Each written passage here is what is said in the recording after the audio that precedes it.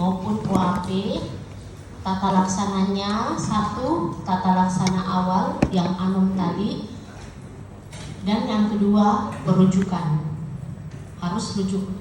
Karena kakak kelas kalian saya lihat kalau ujian OSCE lokal itu kasih obat terus disarankan pulang. Kalau ada keluhan baru balik, nggak boleh begitu deh. Karena kenapa itu tadi, dari UAP bisa jadi NSTEMI, dari NSTEMI bisa jadi STEMI. Nah, untuk yang STEMI selain anom, kita harus melakukan beberapa hal yang sesuai dengan kondisi kita. Artinya kalau misalnya onsetnya kurang dari 3 jam, harus fibrinolitik. Lebih dari 3 jam dengan pertimbangan fibrinolitik kemungkinan besar akan gagal, maka harus di primary PCI. Primary PCI pun lihat-lihat tempatnya. Kalau misalnya bisa dikerjakan dalam 2 jam, dalam hal ini semua sudah siap, maka pasien ini kita kirim. Sekiranya onsetnya lebih dari 3 jam, tapi kalau mau di primary PCI tidak dapat dilakukan dalam 2 jam ke depan, maka pasien ini kita trombolitik juga. Nah, jadi dok, sebetulnya itu trombolitik atau primary PCI berapa batas maksimalnya onset? 12 jam. Cuman itu tadi, kalau dia baru-baru lebih bagus trombolitik daripada primary PCI. Tapi kalau agak lama nih, di atas 3 jam, maka primary PCI lebih dianjurkan. Tapi kalau misalnya tidak bisa juga dikerjakan dalam 2 jam karena waktunya golden time-nya 2 jam ke depan, maka di trombolitik juga. Begitu kita sudah trombolitik, ternyata kita gagal karena kriteria yang 3 tadi tidak terpenuhi. Misalnya tetap nyeri dada, tetap ST elevasi, tidak kurang lebih dari 50% ST elevasinya, atau dia tidak ada aritmia reperfusi, maka pasien ini terpaksa tetap primary, tetap PCI, tapi istilahnya bukan primary, tapi rescue PCI. Selesai, sudah berangkat pasiennya. Sebentar kita yang edukasi. Nah, untuk yang NSTEMI ada pasien dengan nyeri dada yang berat, kemudian di EKG tidak ST elevasi, maka kita cek marker. Kemudian yang untuk NSTEMI harus tetap dilakukan EKG serial. Jadi beda dengan STEMI, begitu dia sudah ST elevasi langsung kirim. Untuk yang NSTEMI ini harus dilakukan EKG serial dan harus tetap rujuk. Rujuknya segera atau nanti dok, sama dia, tetap segera. Cuman karena tidak ada yang kita kejar, misalnya betul-betul cuman NSTEMI tidak berubah ke arah STEMI, maka pasien ini kita tidak bilang di sana mau di primary PCI atau mau di trombolitik, tidak begitu pengantarnya, edukasinya. Kita bilang bahwa pasien ini dalam kondisi serangan jantung akut harus diawasi oleh dokter jantung di settingan atau di tempat ICCU khusus untuk jantung. Kalau yang tadi memang kita bilang ini buntu total pembuluh darahnya Bu, jadi harus segera dibuka buntu totalnya, entah itu dengan obat atau dengan primary PCI. Seandainya bisa dengan obat, misalnya yang tadi kurang dari 3 jam dan kalian punya obat, kalian yang kerjakan. Toh, tapi kan primary PCI bukan. Kemudian untuk yang non STEMI, maka sejam ke depan per jam pasiennya ini kita EKG ulang. Kenapa? Karena bisa saja yang tadinya non ST elevasi menjadi STEMI. Kenapa bisa dok? Karena itu tadi deh, ST elevasi infak miokard akut itu dia tidak langsung ST elevasi, ada evolusinya. Makanya setiap ada pasien dengan ST elevasi kemungkinan besar infak miokard akut, maka dia 4 syarat ST elevasinya. Yang pertama, dia konveks. Nah ini, jadi dia kayak cembung-cembung ST elevasinya. Yang kedua, segmental. Nggak bisa kita bilang ST elevasi sindrom koroner akut, misalnya ST elevasinya perikarditis yang difus. Toh, nggak bisa ya. Dia harus segmental, artinya berkawan-kawan, berregio-regio sesuai dengan pembuluh darahnya.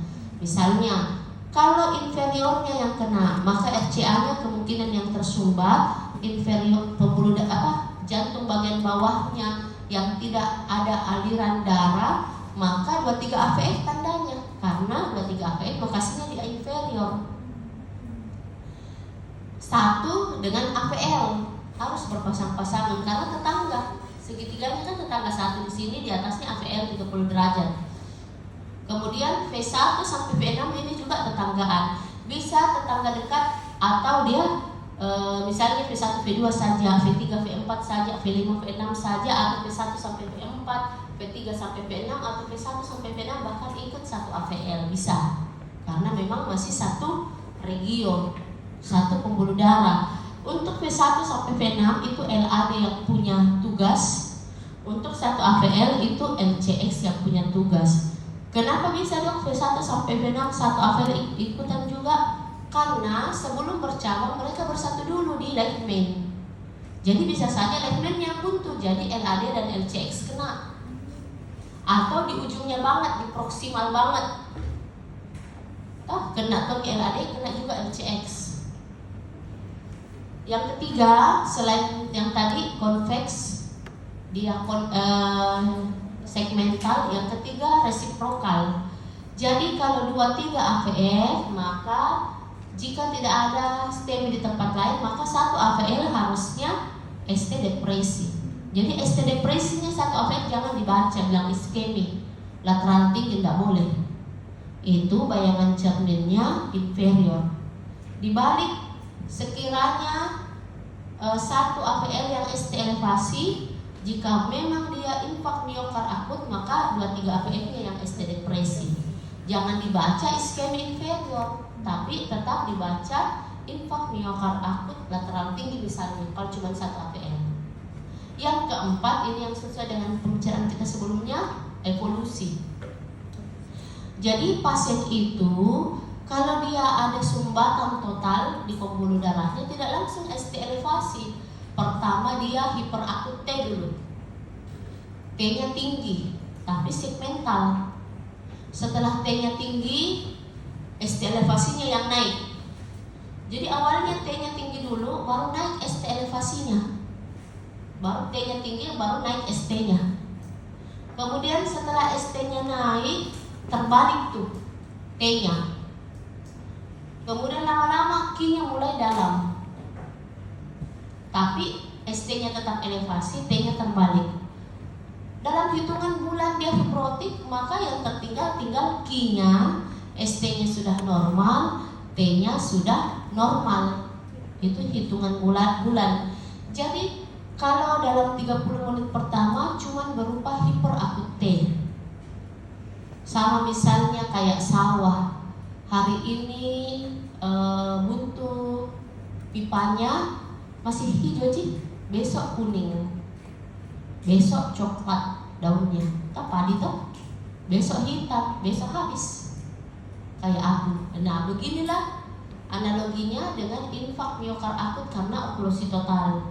Jadi awalnya dia cuma tolti, kemudian ST elevasi, kemudian dia mulai T inversi, ST elevasi, Q, belum Q patologis ini, baru Q. Kemudian lama-lama Q patologis, ST elevasi, dan T inversi. Lama-lama hitungan bulan dia menjadi Q saja, ST-nya sudah tenang, T-nya sudah tenang. Jadi STEMI kenapa harus di EKG serial? Karena jangan sampai yang tadinya masih normal sekarang sudah ST elevasi. Jadi dia bisa mengarah ke STEMI, makanya harus rujuk. Sama dengan UAP. UAP yang membedakan dengan NSTEMI adalah markernya. Tapi dalam 8 jam ke depan markernya harus diulang. Kenapa? Karena kalau baru-baru infak maka markernya belum tinggi kadarnya CKMB maupun troponinnya, karena belum rusak banget. Begitu 8 jam ke depan dia sudah rusak banget karena oklusi parsial, maka dia markernya bisa positif. Sekiranya markernya positif, maka dia ini menjadi NSTEMI. Tapi dalam 8 jam kemudian markernya tetap negatif begitu-begitu jika kerusakannya, berarti dia UAP. Jadi itulah kenapa pasien-pasien ini harus dirujuk. Nah sekarang NSTEMI, dok kalau NSTEMI itu tidak di PCI, ada kondisi NSTEMI tetap di PCI, tapi bukan primary PCI judulnya, dia urgen tulisannya. Pasien-pasien yang mana yang dia nyeri dada terus, sudah dikasih obat-obat dia nyeri dada terus, markernya semakin tinggi, tetap harus di urgen PCI. Sama-sama tindakannya tapi urgen. Kalau ini dok, kalau pasien-pasien yang di poli itu di PCI juga iya. Kalau Anda lihat dia nyeri dada stabil, tapi tiap hari dia rasa mengganggu. Pasiennya mau kita angiografi, ternyata memang stenotik, dibuka, bukan primary, bukan urgent, bukan rescue, tapi staging PCI. Artinya elektif, tidak darurat, kapan-kapan bisa dibuka. Bisa? Jadi baik, saya sudah jelaskan tentang spektrumnya, tentang patofisiologi yang mendasari spektrum tersebut. Kemudian yang membedakan antara angina stabil dengan SKA, terapinya angina stabil dengan SKA, apa-apa yang membedakan antara SKA NSTEMI dan UAP. Nah sekarang yang ada di soal juga itu untuk STEMI. Kalau misalnya dia STEMI infak miokard akut 23 AVF, lihat juga V1, V2 nya. V1, V2 normalnya, mudah-mudahan ada gambarnya nih.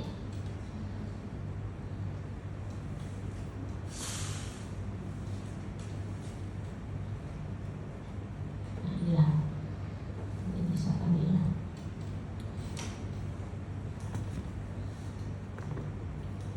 Nah, lihat ini 23 AVF infak miokard akut dan dia 1 AVL ST depresi.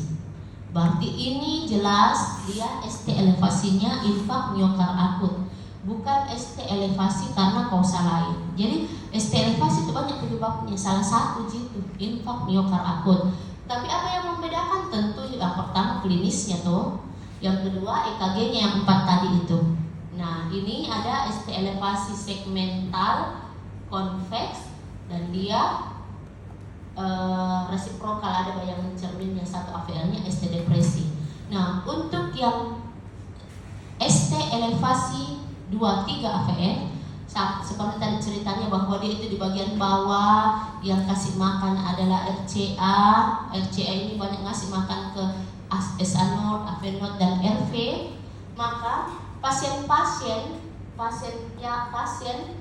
yang hipotensi padahal dia ST elevasi, maka jangan lupa rekam kanannya. Ini ada tulisan V4R, ini V5R, V6R. Bedanya antara ini dengan yang R ataupun posterior, kalau ini naik 1 atau 2 kotak baru bermakna. 2 kotak kalau prekordial lead, 1 kotak kalau ekstremitas. Tapi bedanya kalau dia yang kanan karena kecil listrik di sana atau posterior, maka naik setengah kotak saja sudah bermakna. Ya, naik setengah kotak saja sudah bermakna. Ini. Jadi 23 AVF jangan lupa kalau dia hipotensi kemungkinan kena RV, maka rekam kanannya. Yang kedua, 23 AVF juga RCA juga pada beberapa orang itu kasih makan posterior jantung. Jadi ini misalnya jantung, ada juga dari RCA percabangannya. Ada juga orang dari kiri percabangannya yang kasih makan posterior. Untuk orang-orang yang dari kiri pembuluh darahnya, misalnya LCX, memberi vaskularisasi ke daerah posterior jantung, itu disebut left dominant. Yang ada lagi orang-orang yang Allah bikin RCA-nya yang memberikan makan ke posterior jantung, disebut right dominant. 70% kita left dominant, 30% kita cetakannya dari Allah begitu, right dominant. Jadi kalau ada ST elevasi inferior yang menandakan bahwa RCA yang buntu dan kemudian dia hipotensi, ambil kanan. Tapi ada juga orang yang V1 kan harusnya R-nya pendek dan kemudian dia tidak ST depresi. Nah, ini ada gambaran ST depresi, T inversi, V1, V2. Berarti ini adalah bayangan cermin dari posterior. Maka kita mengambil gambar EKG posterior. Jadi kita pindahkan ke belakang sejajar dengan V6. Jadi biasanya kita EKG 1, 2, 3, 4, 5, 6. Kita ambil lagi yang 1, 2, 3 kan tidak kepake G, sudah dipakai tadi merekam. Ambil yang 1, 2, 3, 4, 5, 6, pindahkan ke 7, 8, 9. 8-nya di bawah skapula, pas kuncingnya skapula itu 8, ke sini 7, ke sana 9. Beda-beda 1 cm. Bisa? Nah, jadi itu kalau udah 3 AVF yang buntu. Nah, ingat tadi juga bahwa dia itu menyebabkan beralih aritmia. EKG-nya ini bagus sekali. Selain dia infak kanan, dia menyebabkan juga ini P, ini ada P. Ya, ini P sama tuh, gambar P-nya sama, sama kan? Sama. Ini ada P di dalam sini. Sama ini P. Ini adalah total AV block. P-nya jalan sendiri-sendiri, QRS-nya jalan sendiri-sendiri. Paham? Jadi ini kena AV block-nya dari infak ventricle inferior. Infak inferior. RCA-nya kena, dia juga membuat AV node lumpuh. Maka dia total AV block. Dok, ini kan ada P di belakang QRS. Kenapa ini bukan penghubung? Karena dia tidak terbalik. Kalau dia tidak terbalik, berarti dari atas dia ke bawah, bukan dari tengah ke atas. Paham? Paham ya? Jadi ini adalah TAVB. Ini ada P. Kalau Anda lihat T-nya ini beda dengan T-nya ini kan? Ada yang bisa lihat bedanya? T yang ini dengan T ini. Ini di sini ada notch. Sini. Ada? Ada. Itu karena ada P sembunyi di dalam kakinya T. Ini P, ini P, ini P, ini P, ini P, ini P, ini P, ini P, bahkan ini beda, ya. Ini malah bukan, kemungkinan ini ada P di sini kemungkinan. Tapi kalau kita lihat dia lebih cepat datang, ini adalah ekstrasistol dari mana? Kalau ini dia tidak sama frekuensinya ini dengan ini. Jadi ini bisa ekstrasistol dari mana ini? Kalau begini modelnya, penghubung, tidak ada T-nya dia kan? Tuh, ya kemudian ini P. Oke. Jadi ingat lagi, infak inferior bisa infak kanan, bisa infak posterior, bisa beralih aritmia. Itu. Kemudian kalau misalnya soal sering juga bertanya, infak inferior apa yang kena? Kanan. V1 sampai V6 apa yang kena? LAD. 1 AVL apa yang kena? LCX. V1, V6, 1 AVL apa yang kena? LAD LCX atau proximal LAD LCX atau left main. Itu yang biasa mereka tanyakan. Mungkin ada pertanyaan, silahkan.